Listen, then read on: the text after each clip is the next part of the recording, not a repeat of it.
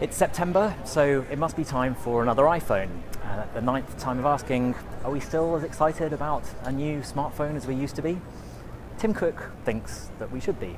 He's here to say at Apple's latest launch event here at the San Francisco Civic Auditorium that there is both innovation and growth left in the iPhone, despite concerns on Wall Street that slowdown in China and general momentum of the smartphone market is likely to bring Apple down to earth. This year's big innovation in the iPhone is 3D Touch, which, although it may not look like much when it's talked about on stage, actually does make a really big difference when I tried out the iPhone 6s in the demo room here today. With 3D Touch, the iPhone 6s can detect when you're pressing more firmly on its screen, and this allows for new shortcuts to open up, such as quickly opening Facebook Messenger to send a new text, or accessing the camera's selfie feature. You can expect this to be dotted around all over the iPhone's operating system as app developers get hold of the technology.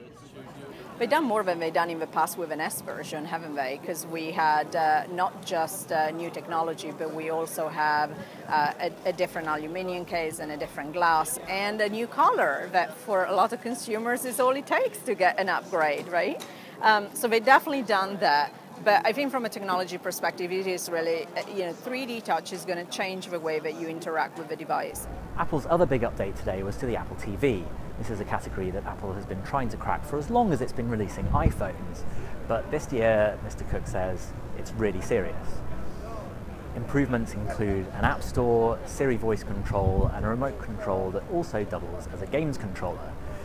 This is more Nintendo Wii than PlayStation 4, but nonetheless there is potential for Apple to bring the legion of iOS developers that have paid billions of apps for its iPhones and iPads to the living room screen.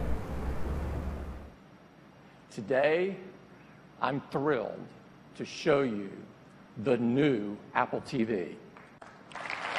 Siri, show me something new.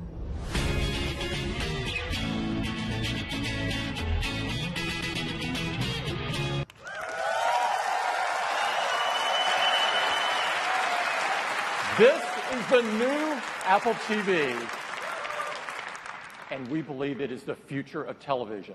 I think because of a long wait and because we didn't talk about content today, it felt like the audience was as excited as some of the other announcements that were made today.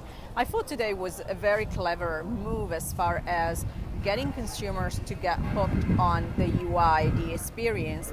Tim Cook may be insistent that Apple can still grow, but Wall Street seems less convinced. Its shares were down 2% today after the announcement. So there was very little in the way of surprises, but there was one thing that the rumour mongers had not predicted: a new Apple financing scheme that means that customers can pay $32 a month for the latest iPhone to upgrade every year rather than waiting 18 months or 2 years as they do with regular American carriers at the moment. It is a big deal because if you think about getting consumers on a 12-month cycle on the newer products, it kind of guarantees you having those consumers over and over again.